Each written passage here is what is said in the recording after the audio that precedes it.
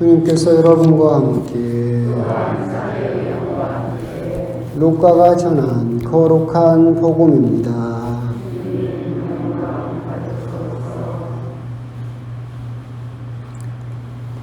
그때 주님께서는 다른 제자 72명을 지명하시어 몸소 가시려는 모든 고을과 고장으로 당신에 앞서 둘씩 보내시며 그들에게 말씀하셨다.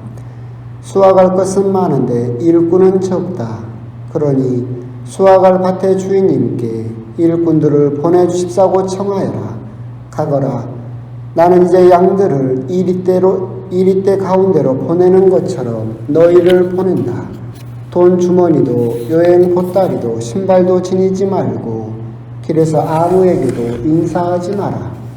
어느 집에 들어가든지 먼저 이 집에 평화를 빕니다 하고 말하여라. 그 집에 평화를 받을 사람이 있으면 너희의 평화가 그 사람 위에 머무르고 그렇지 않으면 너희에게 되돌아올 것이다. 같은 집에 머무르면서 주는 것을 먹고 마셔라. 일꾼이 품삯을 받는 것은 당연하다. 이 집 저 집으로 옮겨 다니지 마라. 어떤 고을에 들어가든지 너희를 받아들이면 차려주는 음식을 먹어라. 그곳 병자들을 고쳐주며 하느님의 나라가 여러분에게 가까이 왔습니다 하고 말하여라. 주님의 말씀입니다.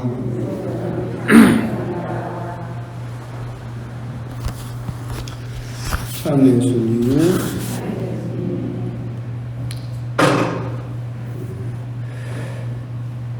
일기예보를 보니까 내일부터 또 추워진답니다.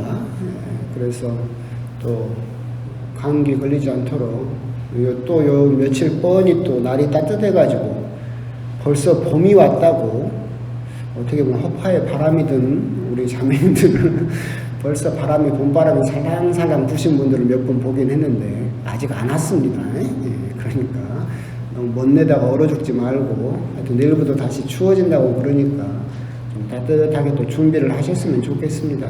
옛날에 그런 말이 있었잖아요. 새들이 맨발로 다닌다고 해서 어쩐다고 저쩐다고 그러는데 새들이 맨발로 다닌다고 해서 아직 봄은 온 것은 아니니까 또 아직 겨울이 꽤 남은 것 같으니까 그렇게 또 건강도 주의하시고 유념하셨으면 좋겠습니다.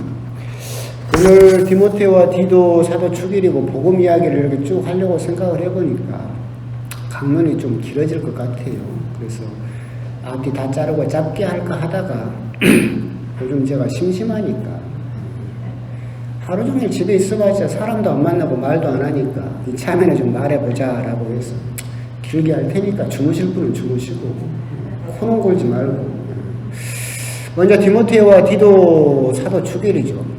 여러분들이 디모데와 디도는 물론 사도행전에서 보실 수 있고 또한 디모데와 디도라는 또 신약 성경이 있잖아요. 디모데오 1서, 디모데오 2서, 그리고 디도서가 있습니다. 신약 성경을 제일 많이 쓴 사도가 바로 바오로 사도죠. 그러잖아요. 그래서 로마, 고린도, 갈라디아, 에베소, 필리피, 골로사이, 데살로니카까지는 교회에 보낸 서간이에요. 그 로마 교회에 데살로니카 교회에 보낸 서간인데 디모데와 디도는 사람에게 보낸 거죠. 사목자에게 보낸 거예요.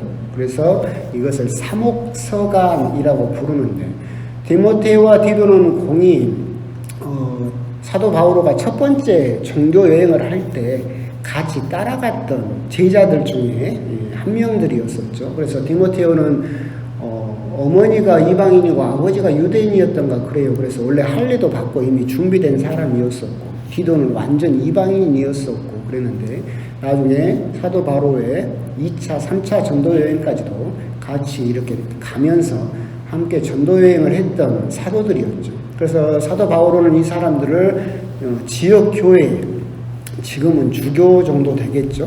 책임자로 보내게 되죠.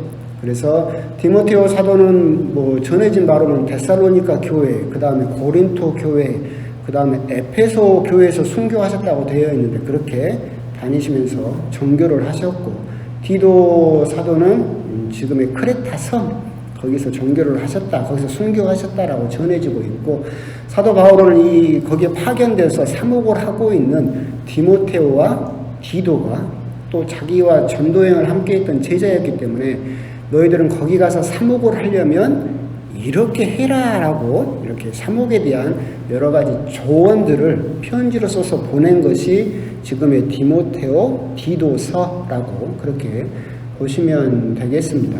그래서 긴 이야기는 할 건 없지만 오늘 우리가 디모테오와 디도서에서 우리가 묵상해 볼 주제는 이 부분을 한번 생각을 해 보실 필요가 있겠죠.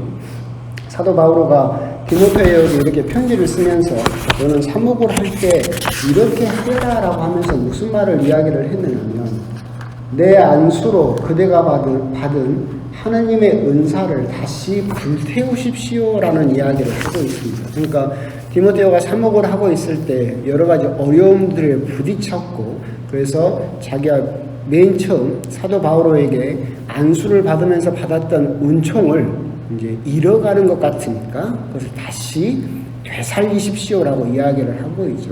이것은 이제 쉽게 말하면 우리가 흔히 이야기하는 것처럼 초심을 되찾아라라는 이야기죠. 사목자들도 너희들이 서품 받을 때, 우리 역시도 그렇잖아요. 여러 본당을 다니고 여러 일을 하다 보면 칼이 묻어지듯이 그냥 그러면 그런갑다라고 하면서 자기가 서품 받을 때 맨 처음에 품었던 그 마음을 놓쳐버리고 잃어버리는 수가 참 많잖아요. 그런 또 디모테오뿐만이 아니라 지금의 사목자에게도 사도 바오로가 이야기하고 있는 것이죠. 처음 안수 받을 때 받았던 하느님의 은사를 다시 일깨워서 불태우십시오라고 이야기를 하고 있고, 이것은 또한 지금의 사목자뿐만이 아니라 여러분에게도 해당이 되는 이야기다라고 하는 거죠. 여러분도 지금 세례 때 가졌던 그런 첫 마음이 있어요? 없지. 솔직히 뭘 까우팅해요. 없지. 다 뻔히 아는데 없어. 이미 다 무뎌져 가지고 세례 때 받았던 그 떨림들, 세례 때 받았던 그런 다짐들을 지금도 해요? 못 하잖아요. 이것을 다시 불태우십시오라고 이야기를 하고 있죠. 그래서 옛날에 그 성소자를, 위기가 닥친 성소자에게 이영성 지도신부님이 하셨던 말씀, 네가 맨 처음에 하느님께 부르심을 받았을 때 그 떨림을 다시 회복해라.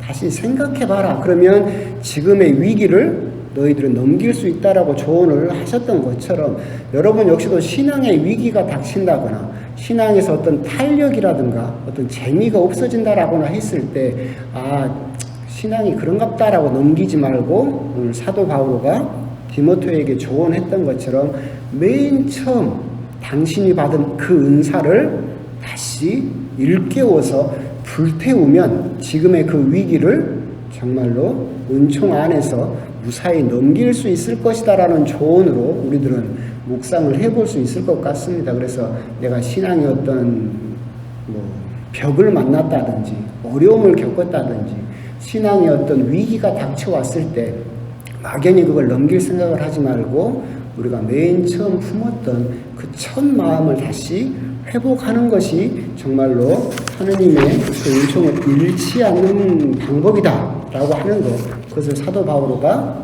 여전히 지금 우리들에게도 조언해주고 있다라고 그렇게 한번 묵상을 해보셨으면 좋겠습니다. 그리고 이제 복음 부분에 들어가면 12사도를 뽑으시고 예수님께서 72명의 제자를 뽑아서 파견을 하시죠.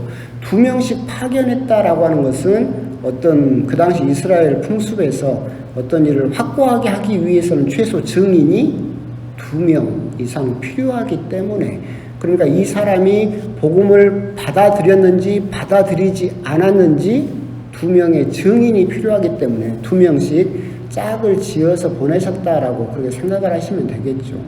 72명을 뽑으셨다라고 하는 것은 왜 72명이냐라고 한다면 그것은 구약 성경의 전통하고도 연결되는 거예요. 여러분들이 구약 성경을 보시다 보면, 민수기를 보시다 보면 모세가 지파에서 70명의 장로를 뽑아요. 그러니까 70명이 어떻게 되느냐면 12지파에서 6명씩 뽑았어요. 그러면 12지파에서 6명씩 뽑으면 몇 명이 돼요? 72명이 돼요. 그런데 왜 70장로라고 하느냐라고 하냐면 그 성경에 나와 있지 않지만 이스라엘 사람들이 가지고 있던 전통의 기록을 따지면 70명은 장로가 되고 2명은 애언자가 되었다라는 또 다른 기록이 있거든요. 그래서 72명을 뽑았고 70명은 장로가 되고 2명은 애언자가 되었다. 그래서 합하면 72명이죠. 예수님께서 제자들을 72명을 뽑았다라고 하는 것은 똑같이 모세가 했던 것처럼 다시 이스라엘을 재건하고 계신다라는 것을 12사도와 더불어서 공고히 하고 있는 그런 부분이다라고 이렇게 이해를 하시면 될 것 같습니다. 그러면서 예수님께서는 돈 주머니도 여행 보따리도 신발도 지니지 마라. 길에서 아무에게도 인사하지 마라 라고 하셨을 때 이 부분은 제가 몇 번씩 설명을 드렸는데 그렇게 보내신 첫 번째 이유가 뭐라겠어요? 괜찮아요. 대답 안 해요. 대답 안 해야 제가 다음에 또 써먹지. 첫 번째 이유가 뭐예요? 급하다. 하느님 나라가 너희 지금 코앞에 와 있다. 어디서 누구에게 뭐 인사하고 머물고 수다 떨고 마치 선교를 여행 가는 것처럼 여유롭게 갈 시간이 없다. 하느님 나라가 당장 우리 코앞에 와 있으니까 너희는 당장 빨리 가서 하느님 나라를 선포해라. 그만큼 하느님 나라가 우리들에게 가까이 와 있다. 복음을 선포하는 것, 전도하는 것 이것이 급하다라고 하는 것이고 두 번째 이유는 뭐냐면 아무것도 지니지 마라라고 이야기하신 두 번째 이유는 뭐예요? 네 복음을 선포하지 마라. 누구 복음을 선포해라? 내 복음을 선포해라. 네가 돈도 챙기고 지팡이도 챙기고 막 여러 가지를 챙기면 즉 교회가 부자가 되면 누구 복음을 선포한다겠어요? 지 복음을 선포하지. 그래서 교회가 가난해야 되는 것은 맞아요. 교회가 가난해야만 누구 복음을 선포해요? 예수님 복음을 선포하지. 그런데 예를 들어서 선포해야 될 사람이 사도나 제자들이 돈이 많아. 땅땅한 이렇게 하면 안 돼. 외제차에다가 막 건물도 으리으리해. 그러면 예수님 말을 하는 것이 아니라 누구 말을 해요? 지 말을 하지. 그러잖아요. 이렇게 하면 딱 생각나는 목사님 한 분 계시죠? 한 분이 아니라서 안타까운 일이지만 그러잖아요. 결국 가진 것이 많으면 뭣도 챙기고 지팡이도 챙기고 돈주머니도 챙기고 막 챙기다 보면 예수님의 복음을 선포하는 것이 아니라 자기 복음을 선포해 버리기 때문에 사도들에게 제자들에게 그런 수동성을 철저하게 요구하셨다라고 그렇게 이해를 하시면 좋겠습니다. 뭐 이 부분은 여러 차례 설명을 드렸으니까. 그러면서 아울러서 오늘 복음에서 이제 우리가 디모데후서에서 했던 그런 첫 마음을 다시 회복해라라는 것도 우리가 한번 묵상을 해볼 수 있는 주제인 것 같고 복음에서 오늘 우리가 묵상을 해봤으면 좋겠다 싶은 주제는 저는 이거라고 생각을 해요. 예수님께서 적극적인 수동성을 요구하셨어요. 그냥 막연하게 그냥 없으니까 가난해져라 라고 하는 것이 아니라 너희들은 적극적으로 가난해져라. 적극적으로 너희들은 수동적인 사람이 되라라고 요구하시잖아요. 복음을 쭉 보면 그렇게 돼 있잖아요. 옮겨 다니지 마라. 차려주면 그 음식을 먹어라. 뭐 계속 그러니까 네가 적극적으로 이 집 저 집 다니면서 더 좋은 것을 찾는다거나 적극적으로 하지 말고 적극적으로 수동적인 자세를 요구하고 계신다라고 하는 것은 첫 번째는 우리 이제 사목자들이 한번 곰곰이 생각을 해볼 필요가 있어요. 무슨 말이냐면 우리 신부들도 자기 나름의 색깔이 있죠. 자기 나름의 색깔이 있어요. 그래서 어떤 신부님은 성령 기도회를 굉장히 중요하게 생각하고 어떤 신부님은 소공동체를 굉장히 중요하게 생각하고 어떤 신부님은 이걸 또 굉장히 중요하게 생각해요. 그래서 어디 본당에 딱 부임받으면 어떻게 해요? 오직 그것만을 해요. 이거 녹음돼서 인터넷에 올라가면 안 되는데 어떤 신부님 그래서 예를 들면 그런 거예요. 소공동체를 굉장히 중요하게 생각해. 그래서 딱 그 본당에 가면 레지오를 전부 해체해버리고 무조건 소공동체만 하라고 하는 경우가 많고 어떤 신부님은 성령 기도를 굉장히 중요하게 생각해서 다른 단체는 다 필요 없고 우리 성령 기도에만 중요하다라고 이렇게 강조하시는 부분이 있는데 물론 그런 신부님들이 맞습니다. 그런 신부님들이 잘하고 계신 거예요. 근데 오늘 복음을 보면 우리가 곰곰이 생각해 볼 필요가 있는 거예요. 예수님께서는 그런 것을 요구하셨을까? 네가 어느 집에 들어가든지 거기에서 어떤 적극성을 띄어라, 아니면 수동성을 띄어라, 능동적이 되어라, 수동적이 되어라, 수동적이 되어라를 요구하고 계신다라고 저는 생각을 해요. 그러니까 물과 같은 거죠. 물은 네모난 그릇에 담으면 무슨 모양이 돼요? 네모나지죠. 동그란 그릇에 담기면 동그래지고, 별표 모양의 그릇에 담기면 별표 모양이 돼요. 사목자로서 어느 공동체에 들어가면 네 주장을 가지고 네 색깔을 가지고 그것을 강요하지 말고 그 공동체가 원하는 것에 너희들은 수동적으로 따라갈 필요가 있다. 그러니까 사제로서 예를 들면 그분들은 다 잘하십니다.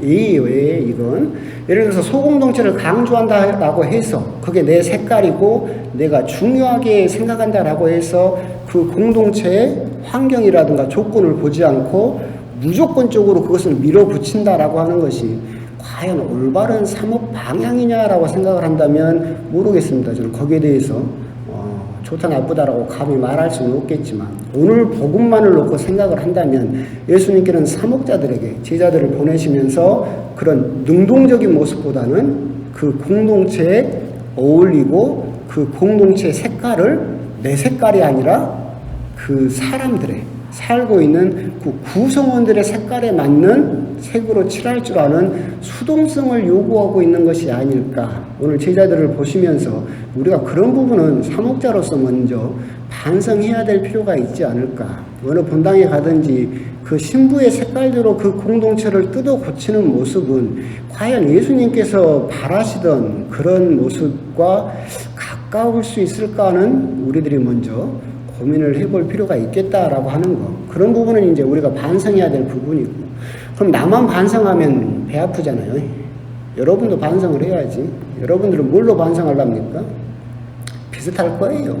신부로서 그런 부분이 있었다라고 한다면 여러분들이 레지오 단장이 되든 반모임 반장이 되든 구역장이 되든 여러분 역시도 어떤 성당의 단체의 장이 된다거나 무언가를 맡았을 때 여러분 역시도 파견된 제자로서 내 색깔을 내 레지오 팀에, 내 반에, 내 구역에 강요하고 있는 것은 아닌가. 그 구역이나 그 레지오의 고유한 색깔을 찾고 내가 그에 어울리는 색깔로 함께 조화를 이루려고 하는 것이 아니라 그냥 내 색깔로 그냥 다 칠해버려야만 마치 그 일을 잘했다라고 하는 그런 칭찬을 들을 수 있다라고 하는 욕심을 부리고 있는 것은 아닌가. 그런 부분을 우리가 한번 오늘 복음을 통해서 곰곰이 한번 또 묵상을 해볼 필요가 있지 않을까. 오늘 예수님께서 72명이나 되는 제자를 2명씩이나 파견하시면서 철저하게 요구하신 것, 그것은 제자들의 어떻게 보면 수동성을 요구하고 계신다. 어떤 처지에, 어떤 집에, 어떤 마을에 들어가든지 너희들의 색깔로 강요하지 말고, 물론 복음을 선포하는 것은 당연한 일이지만, 하지만 그 마을과 그 공동체와 함께 상생할 수 있는, 어울릴 수 있는 색깔을 그렇게 수동적으로 살아야 된다라고 하는 것을 또한 요구하신 것은 아닌가. 그런 부분에 대해서 우리가 묵상을 해볼 필요가 있을 것 같습니다. 그래서 오늘 독수와 복음을 곰곰이 묵상하시면서 이제 묵상거리는 크게는 2가지 정도가 있을 것 같죠. 디모데후서에서 나온 것처럼 하느님께서 주신 그 은사를 처음 받았던 그것을 다시 불태우는 것, 회복하는 부분, 이 부분에 대해서 우리가 한번 곰곰이 묵상을 해볼 필요가 있고, 2번째 복음에서 우리가 묵상해 볼 수 있는 부분은 예수님께서 우리들에게 원하시는 것은 어떤 능동적으로 무슨 사람들에게 강요하고 사람들에게 지배하고 사람들을 억눌러서 내 색깔로 칠하는 것, 그것을 예수님께서 원하시는 것이 아니라 그 사람들과 어울리는 수동성을 요구하고 계신다라고 하는 그 부분은 우리가 한번 또 묵상을 해보실 필요가 있을 것 같습니다. 아멘.